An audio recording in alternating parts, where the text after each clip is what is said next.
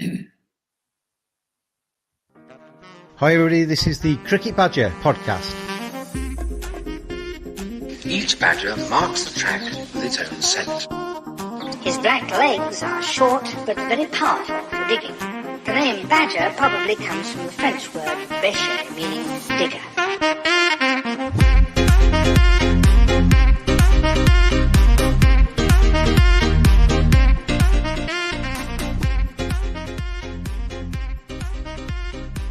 And welcome along, Cricket Badgers around the world. It's good to have you with us again. Cricket Badger podcast is sponsored by Manscaped.com for the best in male grooming. Quote Badger with your order and get 20% off and free shipping. I am James, as always. It's episode number about 537 of the Cricket Badger podcast. And we finally got around to one of my favourite cricketers to watch, certainly on the county scene. He played for the wrong county. He was Lancashire and I'm a Yorkshire supporter. But anyway, that's another story. We can get into that further down the line. But Stuart Law, welcome along to the Cricket Badger podcast. Good to see you. Hey, James. Thanks for the invitation, mate. Look forward to it. Right, I've told you we've got 20 questions. I always ask people. Some are a bit more serious than the others. And we'll start off with question number one, which I always think is a good place to start.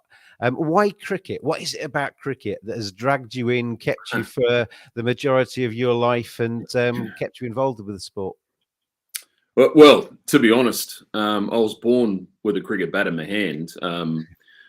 My family, my grandfather was a good cricket player, representative of, Queensland country teams, etc.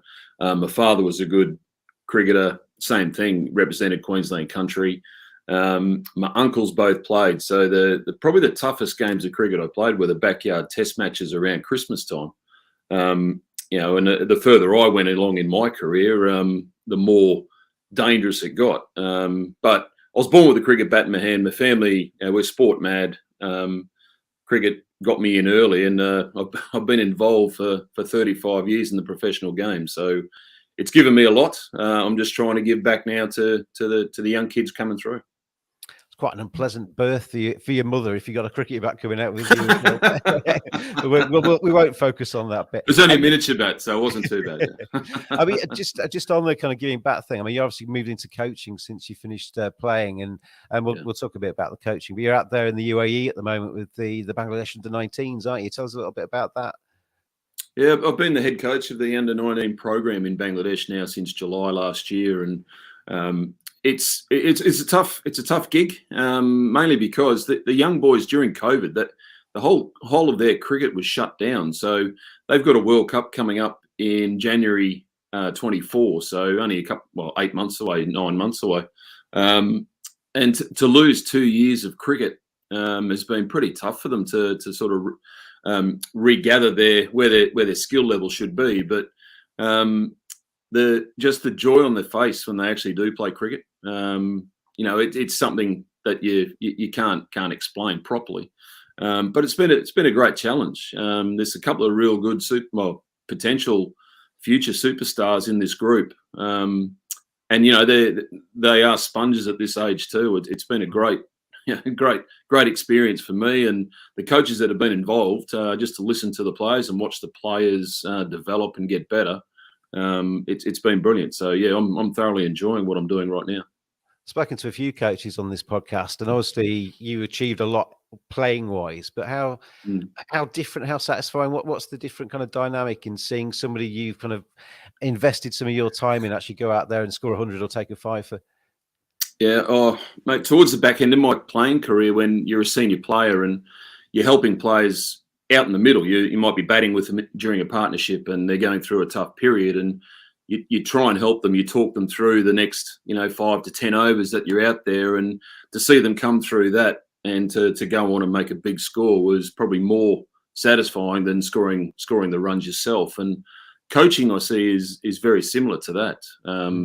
There are times when you've got to follow what cricket boards and what have you want you to do, and they want you to come in and do a specific type of coaching method, or they want you to show some tough love or what have you. So you got to follow direction, but also with that you've got to help the guys as much as possible. And if they come out and they start scoring runs, well, you know what, that's probably, as I said, that's probably better than scoring the runs yourself at times.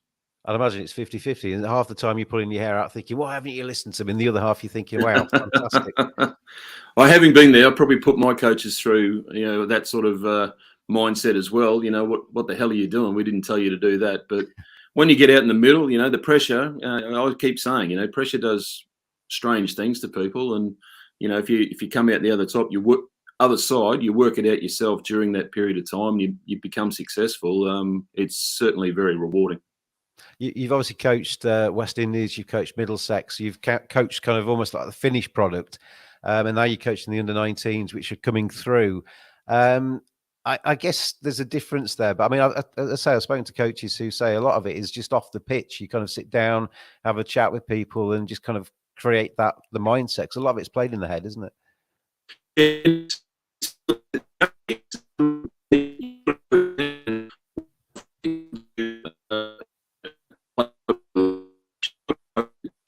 Oh, Stuart, we lost a bit of connection here, I think.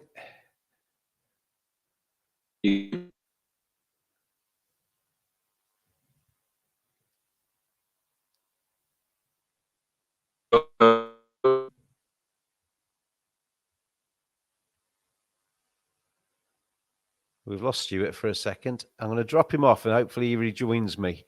Let's see if we can get Stuart back.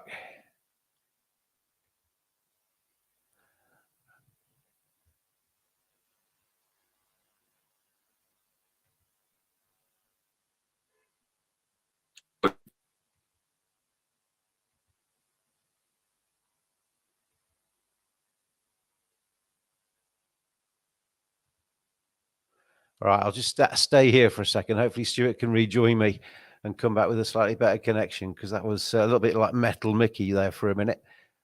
I've got a few questions more to ask Stuart just yet. Only got on to question number 1. Let's see if Stuart rejoins. I'll just message him, see if I can get him to rejoin.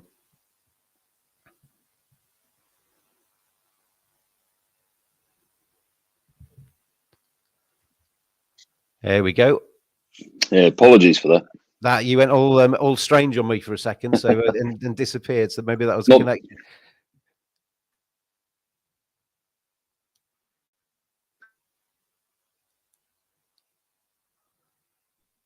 Oh dear, frozen again. This isn't going very well, is it?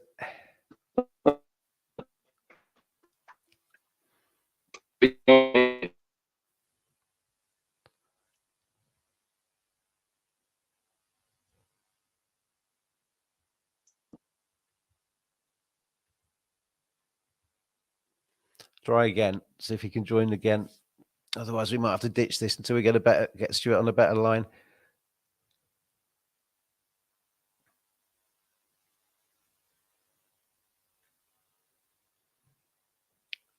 Not many Cricket Badger podcasts. You just stare at me for a bit. If you're watching live, I do apologise for this. This can all be redone in the edit later. You won't even know that this has happened. But at the moment, Stuart's struggling.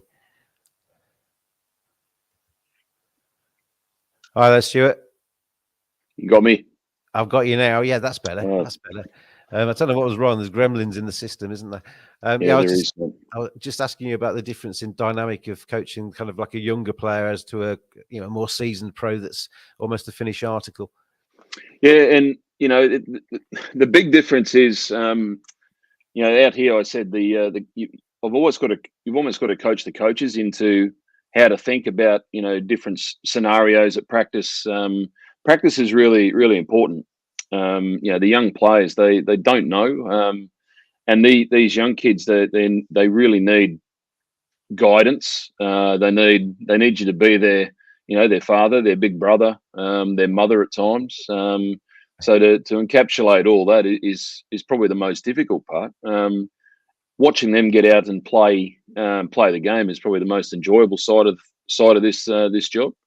But as you said before, the mental side of things is where they can sort of come undone. And being really emotional people, the Bangladesh or anyone from the subcontinent, their emotions run really high. So they're either really up or really down.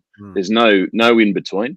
So when things are going well, everyone's up, and when things start not going so well, they don't just go a little bit down, they go all the way down. So when they do get into trouble, it can escalate out of control. So to try and keep them at a level playing field and level mentally during a match, during pressure situations, is where you'll get the most out of them. If you can achieve that, or if we can achieve that, there's some high talent. Just the talent can come through and they can showcase their skills. So that's the real challenge. If not a cricketer, Stuart Law, what would you have been doing with your life? Where would life have taken you?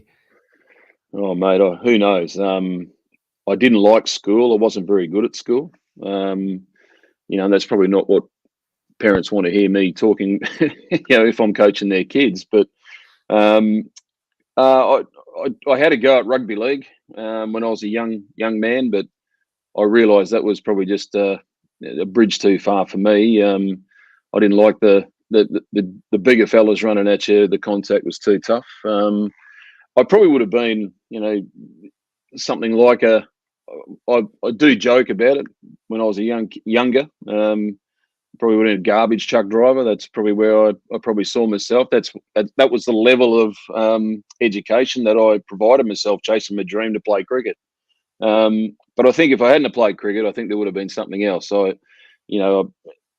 was surrounded by good people, good role models. My father worked, his backside off from, years that I can remember. So I think I might have gone into something like a financial planner or, insurance or something like that, go along the lines, because my grandparents were in banking. My father was in insurance. But my uncle, I probably wouldn't have gone down that road. He was one was a music producer and one was a used car salesman. So I had a myriad of different opportunities probably if I didn't play cricket. You mentioned a lot of people there. Who was the biggest influence on you as a young player? Who brought you through? Who gave you that guidance, that mentorship? My father was my best coach. I remember in the backyard, I had a ball and a sock hanging from the big tree, the gum tree out in the backyard. And I used to go out there for hours and hours and annoy the living daylights out of the neighbours. They didn't like us too much. And I just remember my father coming out. I was about 6 or 7, and I was just hitting the ball. And he goes, right, if you want to do this, you're going to have to do it properly.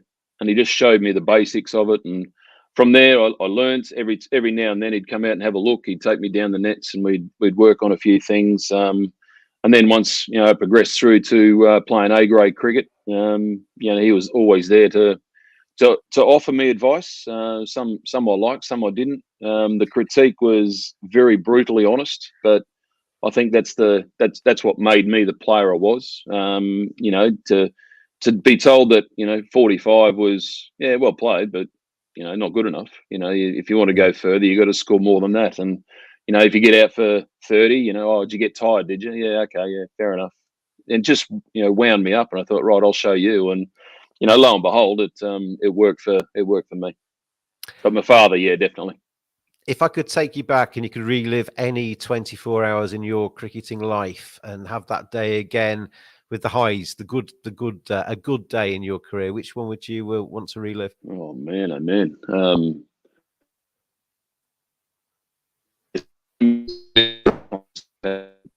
Oh no, you're breaking up again.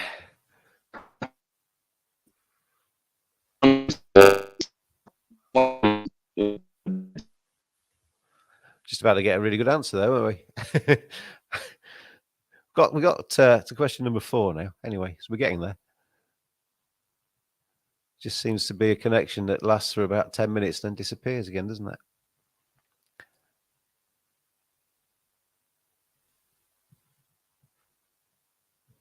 Here he comes.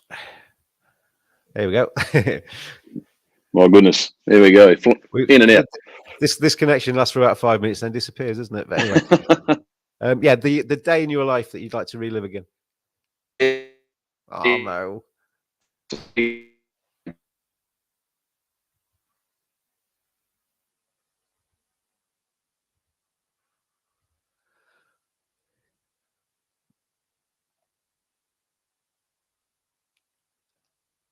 I'll stop doing the little pleasantries when he rejoins me and just get straight back into the answer while it's actually working.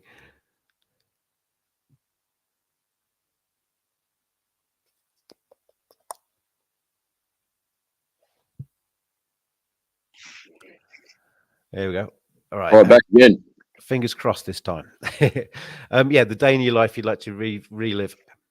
Yeah, too many to probably narrow it down to one that springs to mind immediately. But probably the '96 World Cup final. Played against Sri Lanka. Sri Lanka beat us. Maybe if we had a bit more reconnaissance about the ground and the conditions that we were going to face, maybe I could have been sitting here as a World Cup winner. That would have been nice. But to be honest, I'm pretty happy, pretty stoked with some of the days that I had. That last day of the Lancashire chasing down 480 to win the championship against Surrey on the last day, and we finished 24 short. Got out to a shot I don't normally play, which once again pressure does funny things to people. Doesn't matter who you are or how experienced you are, you still face that pressure. Maybe that would have been good to sit there and to chase down a total is great to win a trophy, but 484. There's a reason why you don't chase down 484 every day of the week. It's almost impossible, but we nearly got there. That would have been fantastic, and to win a championship would have been great. I hadn't realised until I looked at your stats. I mean, your stats stand next to most people's, don't they? You're averaging over 50 in first class cricket, etc., etc. 27,000 first class runs is just a ridiculous number of runs. But just the one Test match there, Stuart. Obviously, you're in that period where it was an incredible Australian side, but you played one Test match, got 54 not out, and never played again. That's quite bizarre, isn't it? Yeah, and thanks for bringing it up again. I almost got over it. I remember after that Test match, Trevor Hones, who was Queenslander and one of my good mates, was a chairman of selectors, and I just spoke to him and said, "Okay, I was out. I was in the team for Steve Waugh. Steve Waugh was injured. I was then, replaced by Steve Waugh, and I thought fair enough. And I was told that David Boone was retiring at the end of that series, and Trevor Hones said, "Well, Ricky Ponting is going to be the number 3." There will be a space available, and so you just keep doing what you're doing, and we'll give you a nudge when the time comes. I'm still waiting for that nudge. Every time I'd ring him, eventually he got sick of me giving him a call. He'd go, he did. He answered the phone with, "Right, what do you want now?" And I said, "Well, mate, this is what you said, and this is what's actually happened. I'm a bit confused. What's going on? You pick someone from obscurity. I've been here in and amongst the setup, one Test, one innings, 54 not out. Why not? Why not me?" And he goes, "Decision we made. I'm sorry." So, okay, Sarah. Quite a few very good players in that period. That Darren Lehman had to wait a long time to get into the side, didn't he? And a lot of people who ripped up county cricket, who were Australian, hardly touched the Australian national team, and were very, very good players. It was a frustrating time for many, wasn't it? Yeah, it was. And Darren, you mentioned Darren Lehman. He played for Australia when he was 18, 19. So, he came in, went away back to Sheffield Shield cricket, then finally found his way over to county cricket. Scored a mountain of runs before he went back into the Australian side. Matthew Hayden was the same. Matthew Hayden played a period of Test matches, out of the team for a good period of time, then back in, and the rest is history. So I just wish I had that resurgence or rebirth 2 or 3 years later, which may have given me more of an idea of if I could have handled Test match cricket. But to knock out guys, people say to me, it must be disappointing. I went to knock out. I wasn't just knocking out players. I was knocking out legends of Australian cricket. When it boils down to it. And I can always say that I did play with those guys in a Test match. I played 50-odd one-day internationals with the same players. So I can say I've been there. Yeah, I would have loved to have nailed a few more, but it wasn't to be. Illustrious county career in England, Essex and Lancashire, coach in Middlesex as well. I mean, we'd a lot of talk about the state of county cricket. Is it strong enough? Yep. Every time we get beaten by the Australians, county cricket's at fault. Every time we win, it's the state of the international team rather than the benefit of county cricket. How did you ever How did you see the strength of county cricket? Did you enjoy your time? I mean, you must have done because you kept coming back, but did you enjoy county cricket? Oh mate, I absolutely love county cricket. Mainly because it's everyone's dream to come to England to play cricket, whether it be league cricket, whether it be county cricket, international, Ashes tour. As a young Australian growing up, that's what you wanted to do. So every time I came, when I first arrived at Essex, Alan Border was good friends with Graham Gooch, and Border, recommended me to Graham Gooch, as did Mark Waugh. And I do remember the last game of the Queensland season, Alan Border floating around. He goes, "You're going to Essex, aren't you?" I went, yes, I am. He said, "Right, I've recommended you. Don't you dare let me down." I went, "Oh, okay." So I had that ringing in my ears every time I went out. And because every season went past and I wasn't playing for Australia, I was getting frustrated. And I thought, right, the only thing I can do now is every time I play county cricket, because when I came in '96, you were still playing against some of the world-class, bowlers from around the world, and the England boys were playing. Darren Gough, Andy Caddick, the two top bowlers in England, they were playing county cricket. So every county game became my test match, and I'd just go out there and just try and put runs up against, the sides that I was playing. It didn't matter who it was, just try to put runs on the board and just to prove myself that I can do it day in, day out, which is what county cricket's all about. You've got to learn to play tired, because it was relentless, and to do that, made me realise that okay, I'm probably good enough to play international cricket when you're playing against the likes of Alan Donald, Curtly Ambrose, Courtney Walsh, Darren Gough, Andy Caddick, etc. So I absolutely loved it, and I still love it today. I disagree with a lot of people saying that Sheffield Shield cricket is the strongest competition in the world. I disagree with that. I don't think it's any stronger than what county cricket is, and county cricket's probably not any stronger than Sheffield Shield cricket is right here, right now. I think they've both got their pros and cons. County cricket for me was an opportunity to play at the quintessential county ground. Worcester is one of the most picturesque, beautiful grounds I played at, and to play at the international stadiums was something something that I cherished. You mentioned the relentless nature of county cricket. There was talk about a reduction in the number of games to be played in the championship.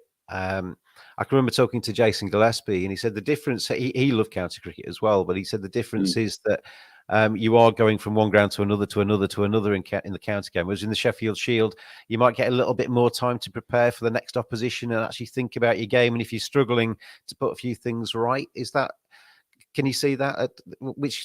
Which is easy? Which is easier as a player? I mean, you're tuning out runs left, right, and centre probably, so you hardly ever were out of form, were you? But did you find it hard to do it day in, day out? Well, I found it hard. It wasn't easy, believe me, but it's what I chose to do, so I had to make it work for me. Dizzy's right in what he says, and we've always said this, that county cricket, the difference between county cricket and Sheffield Shield cricket. After a Shield match, you've probably got a week and a half to prepare for the next game. Whereas in county cricket, when I first played, I remember we played 9 days in 10, and that was 2 or 3 venue changes in that time as well. So you didn't have that time. If you got into it's easy. You play a lot of cricket. It's easy to get into bad habits. And if you're getting the bad habits and your form starts sliding, well, then you don't have time in county cricket, the relentless nature of it. You didn't have time to go back to the nets to work a few things out, talk to someone. You had to do it on the fly. And I think that teaches a lot about, self-coaching as well. I think a lot of people nowadays are too reliant on a coach to tell them what to do. If you don't have that out in the middle, you don't have that luxury. If you're batting, you can't have your coach standing just behind you saying, go forward to the half volley and go back to the short ball and all the rest of it. And, you've got to work it out yourself. And that taught me how to do that. And I knew cues that if I was hitting the ball in a certain area, what I was doing wrong. And, it gave me a trigger in my mind to say, okay, I've got to concentrate on X, Y, Z now. And, usually it mightn't happen overnight, but it might take a week or 2 weeks to get back into your groove. And the test of a quality player is when you're feeling out of form, you're still scoring runs, because it's not about how you look, it's about how many you score. And I think young kids forget about that these days. They just want to look great, hit beautiful, beautiful cover drives. It's pretty difficult in April and May against the Duke ball in England to hit a pretty cover drive. You've got to be ugly. Was there a poster boy on the young Stuart Law's wall? Who was the hero of yours when you were a kid? Was there anybody you looked up to? Yeah, there was, mate. I was lucky enough. I had mentors. My father introduced me to Greg Chappell as a young man. So I remember sitting in his office as a 14, 15-year-old and just, talking about batting with Greg Chappell. I moulded myself around three players. I love Martin Crowe from New Zealand. What a beautiful technician. But also he was big in stature. I stood next to him once, and my God, he's a big man. But he also carried New Zealand on his shoulders. But the way he did it, the class he had, technique-wise, the power and the determination, he was one. So Greg Chappell, Martin Crowe, and the great Sir Ivan, Isaac Vivian Alexander Richards. I wish I had his brutal power and sheer confidence when he walked out to bat. Those three guys, I sort of wanted to play a little bit like them. In different situations, you needed to be all three of them. But if I could be one of them, it would have been Sir Viv. Sir Viv was my hero as well. When I was younger, he just had everything, didn't he? He had like muscles on his muscles, in swagger and everything. Oh, just incredible! Fantastic player to watch. Yeah. I mean, I've seen a few things where he said, it was a bit of an act, all that swagger. Basically, the confidence wasn't quite as much as he portrayed, but he wanted to actually impose that on the opposition. Well, the opposition felt it. Even if he didn't feel great, opposition just saw him walking out. The chewing the gum, the tapping the bat handle with his glove, and the head back and the cap just sitting on the top of his head. And it was one of those things. If he got going, we saw a lot of him in Australia against some high quality fast bowling, and to walk out at the whacker with just a cap on and take on Lillian Thompson and not just take them on but destroy them. That was great to watch as a kid. When he came in, we were out in the backyard or out playing whatever we were doing, riding bikes and whatever. When he came in to bat, everyone just disappeared and they went and watched him. So you didn't want to miss it. Yeah, fantastic player.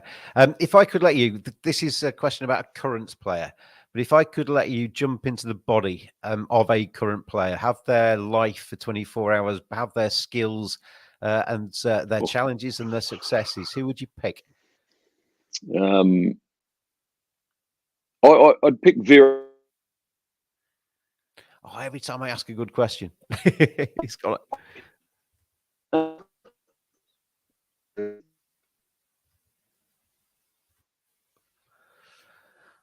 We'll get there. We'll get there, Badges. Don't worry. We will get there. Let Stuart return to me again. Seems to work for 5 or 10 minutes and goes again. The beauties of modern technology. I'm in England. He's in the UAE. Here we go.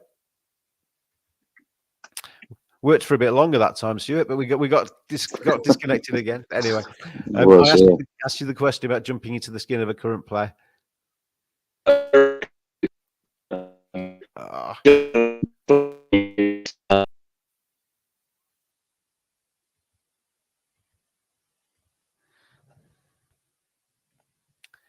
We will get there.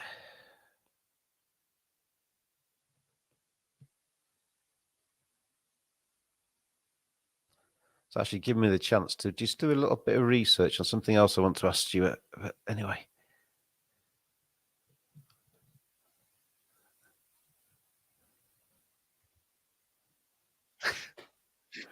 He's back again. Same question. Virat Kohli is, I think, what he's had to go through. I know Sachin Tendulkar before him had it as well. You had people on your shoulders, and most people don't quite understand when you go to India. You play cricket, you've got nearly 2 billion people wanting you to drag India over the line, and to bat with that sort of pressure. And the way he goes about it, his record is phenomenal. The way he captains, sometimes he goes overboard, sometimes he goes over the top, but I think he so emotional. Yeah. He involves the crowd and whatever the way he does it, and off field, he's a tremendous role model. So, Virat Kohli for me. West Indies, being the head coach there, how was that? Because that's we talked about Viv Richards and obviously that great team that he was part of, and Clive Lloyd before him, one of your predecessors at Lancashire. But obviously, West Indies going through a slightly tougher time at the moment. Was that a challenge, taking on the West Indies job? Yeah, it was. But it was probably the best 2 years of coaching I've ever been involved in. It's not a bad place to live for a start, is it? It's not bad, but you don't spend too much time on the beach. You're always at work, unfortunately. But the young test team that we had, I remember coming to England, and Jeffrey Boycott, quite happily saying it's the worst ever West Indies team that's ever come to the shores. And we got beaten in a day-night test match at Edgbaston. We were copping it left, right and centre. And then we came out and beat England at Headingley with Shea Hope scoring 200s in each innings. So to be a part of that group, the misconception of the West Indies is they don't want to play Test cricket. They don't really care. They don't really care. They just want to play T20. They're just chasing the money. That's so wrong. It's not funny. You sit in that dressing room. Everyone wants to play Test cricket. That's in that Test squad. There's a few others. The superstars, the Andre Russells and Chris Gales at the time. They'd finished with their Test side, so that's Test side. That's fine. But that's only a small sample size of what the West Indies are about. And even a guy like Shimron Hetmeyer, who now is out of the West Indies Test side, he always had ambition to play Test cricket. He wanted to be the highest run scorer in Test West.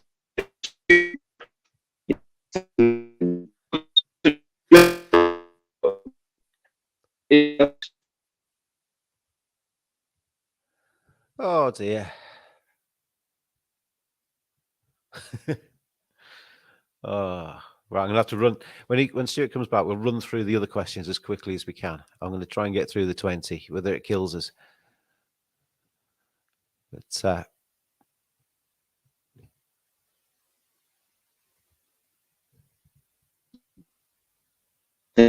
oh, now I can't see Stuart.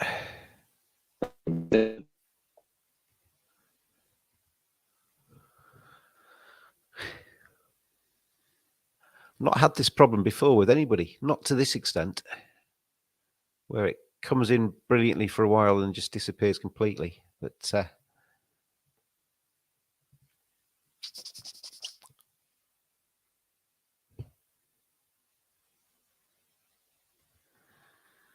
you were talking about Shimron Hetmeyer, Stuart. Yeah, it was. Desperately wanted to play Test cricket. Other things have curtailed that for him, but the biggest challenge with the West Indies was managing the ultimate egos from the T20 side, and deep down they're all really really good people, and people from the outside looking in don't actually.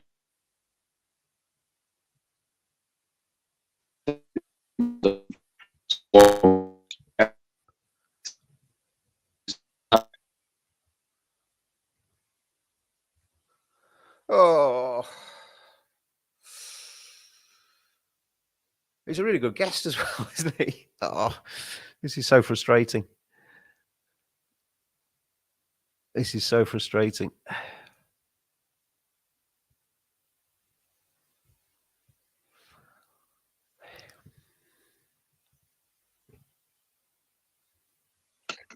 Come on. This is so frustrating because your answers are brilliant, but I'm just basically spending half the time reconnecting you. Yeah, pain in the backside. Oh no! Oh, you're frozen again.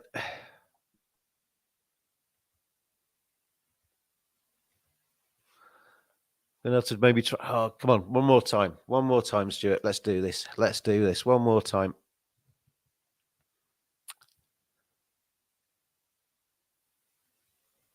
Wish I'd done this one as a pre-record, not as a live one, because you're getting me on my own a lot.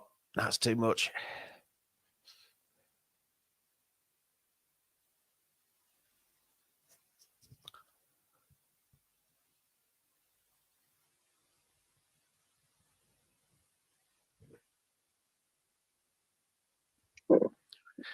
Right. Don't move. Don't do anything. Don't speak. No, you got to speak. Jim on my head and the challenges of the T20 thing. I mean, you could basically feel the West Indies team of the people that are kind of fragmented away, couldn't you, and gone down the T20 franchise route? Yeah, true. But the cricket in the region means so much to the people as well. So, they still have the glory years in their forefront of their mind. The 17 years of domination of world cricket. What a fantastic cricket team they were, and it's far from that at the moment. But there's other reasons for it, and you get down into the nitty gritty, and it's not a case. It might not be the only thing that's holding them back, but the funds that the ICC issue out to all the countries, the big three in India, England, and Australia get the most, and then to try and run a first class system, tournaments in the West Indies, it's slightly different everywhere else because everywhere's a flight. So it's similar to Australia and South Africa and places, but everywhere's a flight, but it's an international flight. So the international flight tickets are a bit more than domestic. They don't have a low cost airline because they don't need to. One services all the islands, and they basically charge what they want, hotel fees and what have you. And to put together the Leeward Islands, it's a group of players from 3 to 4 to 5 to 6 islands, and they've got to have a base. So you've got to put them up as well. And that out of 50 million, for a 4-year cycle, I'm not exactly sure of the exact number, but I do remember that number being mentioned compared to 450.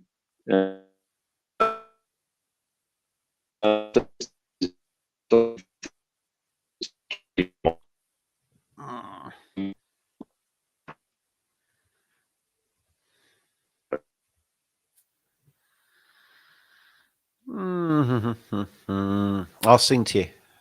I'll sing to you while Stuart comes back. Nobody wants that to happen.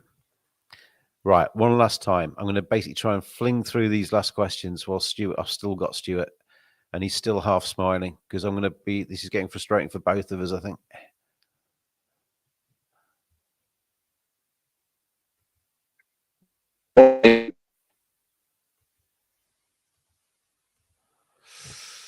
Oh.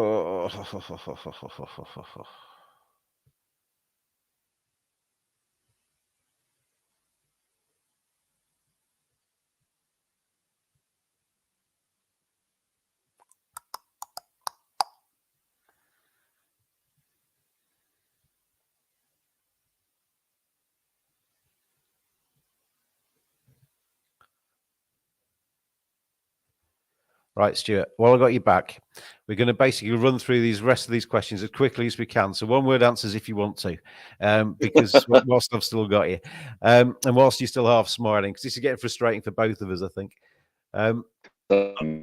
Oh, you're frozen again. We might have to knock this on the head today, I think, because this is just not working, is it? I'll get Stuart back one last time. One last time.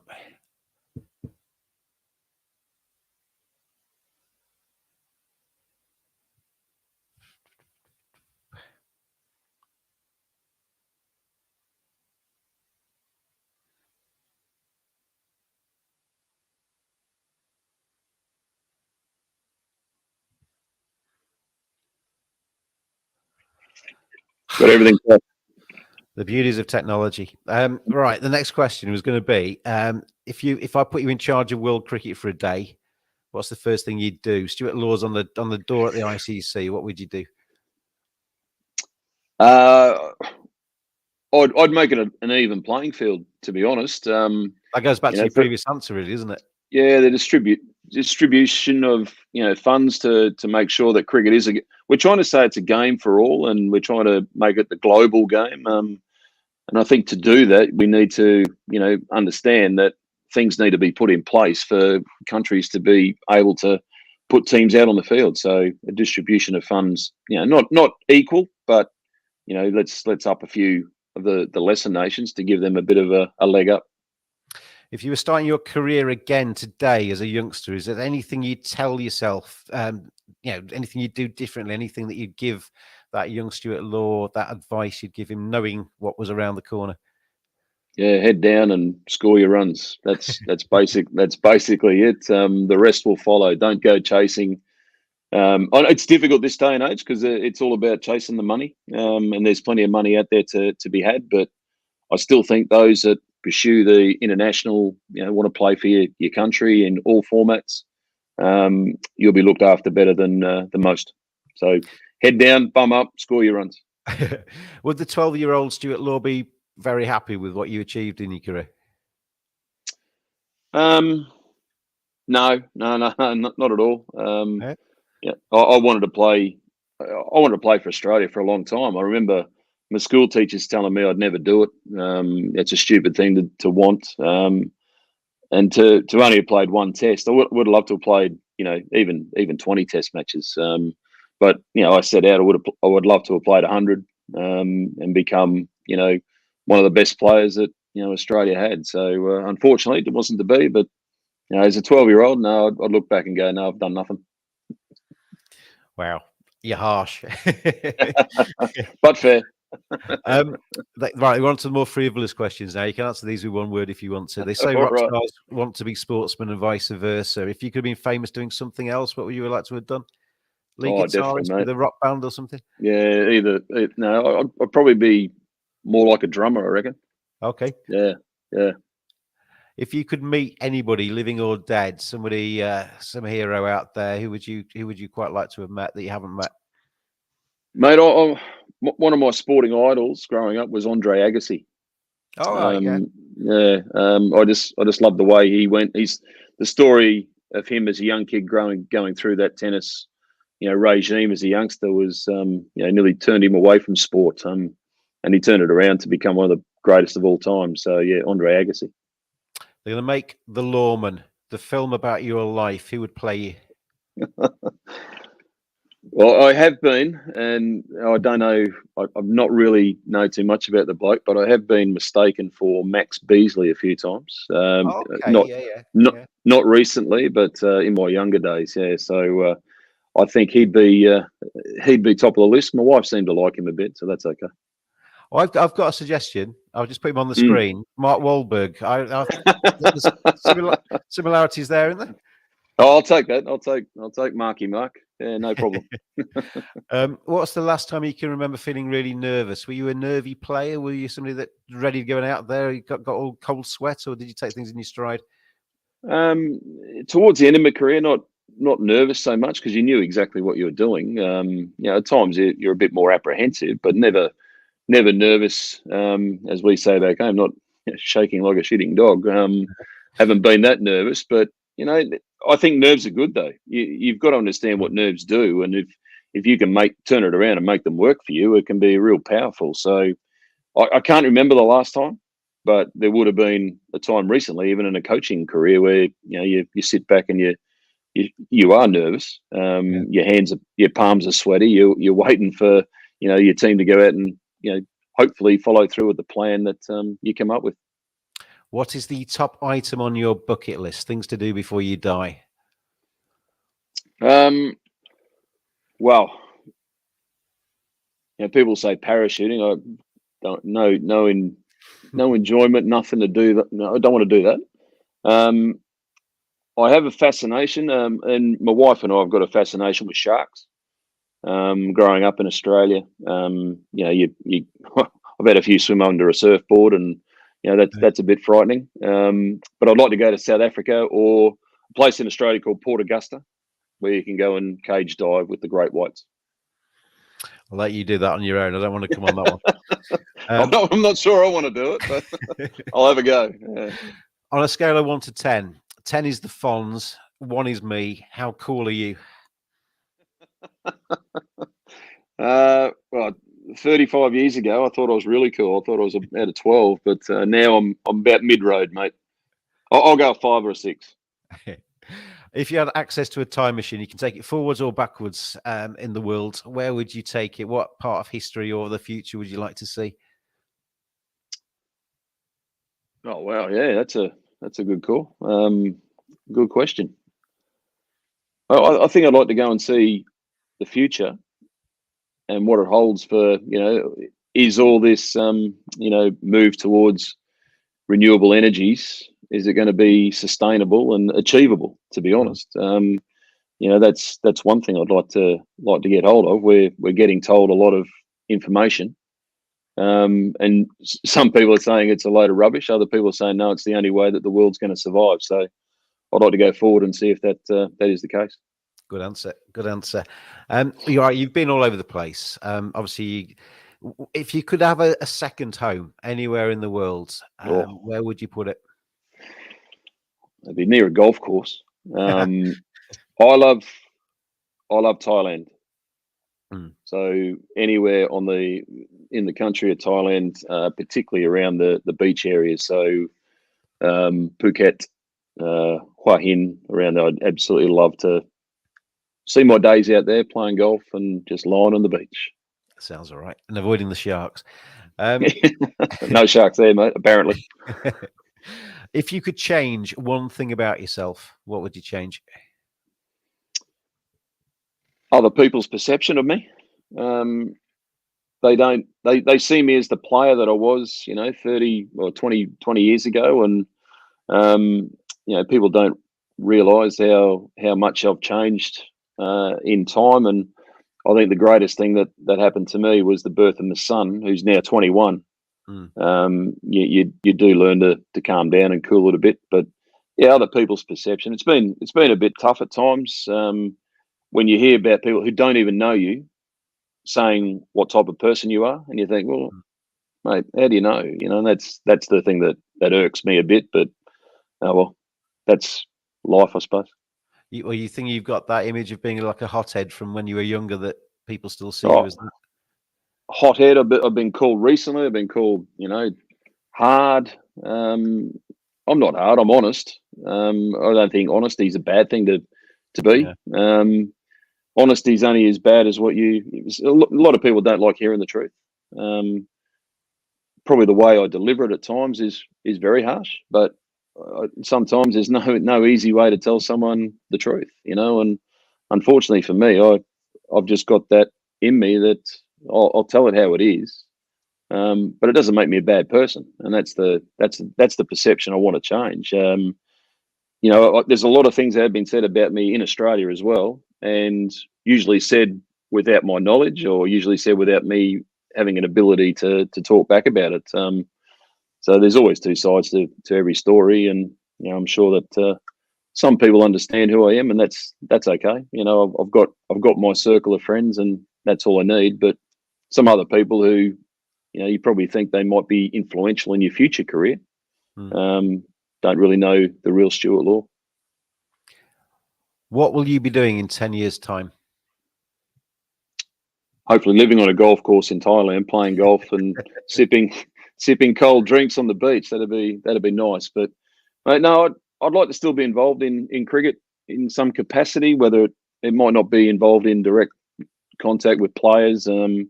It might be in other capacities, to commentate. There's so many different games and competitions these days, and to just have a different voice in the commentary box would be, I think, be refreshing as well. But stay involved in cricket.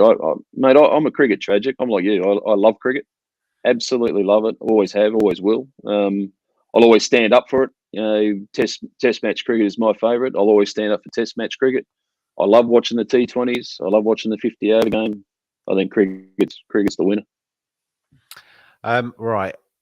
No, you haven't frozen. Right, we're okay for now, I think, because this is the last question, Stuart. So we've finally got there, I think. So perseverance gets us through. Hopefully, the connection stays for this one last question. If you'd been me today and you'd been interviewing yourself, is there anything you'd have asked that I haven't asked to get a tremendous answer? Mate. Favorite off-field activity, maybe. I always tried to make sure that I was having fun. And, you hear people know you've got to think about, your cricket, or think about your job 24/7. You can't let it go. If you want to be the best, you've got to do that. If I did that, I would have been mentally fried by 26. So always, when I finished, whether it be a day's play or a match, always got away from the game as much as I possibly could, just to refresh the mind, reset, and whether he's go out and just relax and have a few drinks, and whatever. So I would have asked, what did you do away from cricket to keep your mind, level, and what was your favourite off-field activity? I would say having a beer with mates. And it sounds like a round of golf as well these days. Yeah, round of golf. Yeah. My wife plays off 13, so I've got to be good enough to have a round with her. So I've got to lift my game a bit. What's your handicap at the minute? Mine, I don't have one. I'm not a member of a club. You'd probably find this hard to believe. I didn't like the snooty attitude of the golf clubs, and you got to wear this type of long socks and all the rest of it. I thought that's not for me. But now they're a bit more relaxed. I'm starting to come back. So who knows? In future, I might have one. I might have one for you. Were you the coach of West Indies when Shannon Gabriel did that shot? Got out. Yes, I was. I remember the camera just panning around to you. I thought it was you. What was going What was going through your head in that moment? Because that was slightly frustrating, I'd imagine. Well, it was, but also you got to put it in context. He's a number 11 batsman. He shouldn't be in that position. The batsman should have been doing the job. And I remember 10 minutes afterward, he came up to me after the game finished. He came up to me and said, "Coach, I need time off. I need to get away from this." I went, "Well, come here." And I spoke to him about what was your thought process? And he said, "Well, all the fielders came in. If I defended and got out, I'd look a fool. If I had a swing and I got half a bat on it, it's going to clear everybody and I'd be safe." So he only had to face one ball. And unfortunately, he inside edges onto the stumps. But I said to him, "Mate, the thought process is 100% right." Because he couldn't trust his defence. So to have a swing, and he's a big, strong man. If he got half a bat on it, he was going for 6, So the thought process is right. And I just said, "Mate, bad. Just the execution wasn't quite there." And, people still laugh at me, "Oh, yeah, what was he doing? What was he doing?" People have laughed at me about it and what have you. But Shango, I'll stick up for him. His thought process was right. And number 2, he shouldn't have been in that position. The batsman should have been doing the job. It's an amazing moment, though. It's fantastic. Mate, it was fantastic moment to draw the series. Yeah, to draw the series as well, and mate, it would have given us a real lift. But that's the beauty of cricket. Stuart Law, thank you very much today. I've had a load of messages coming in whilst you've been on, thanking you for keep connecting. And I'd like to thank you as well for keeping connecting, because it's been a frustrating line that we've had, but we've got there in the end. You've answered the 20 questions. We got to number 20. And I wish you all the best for the future. Enjoy the UAE. Enjoy your coaching with Bangladesh under 19s. And thank you very much indeed for being a guest on the Cricket Badger podcast today. No, James, thanks for having me. And big shout out to everybody listening. Thanks for tuning in. All the best, everybody, then. Thank you very much for watching. I'll edit this down. We won't have the little interruptions when I put this out as an audio podcast later. So then anybody that listens to this will have no idea that we've had all the frustrations that we've had. But thanks again to Stuart. Thanks again to everybody for watching. And we'll see you again very soon indeed.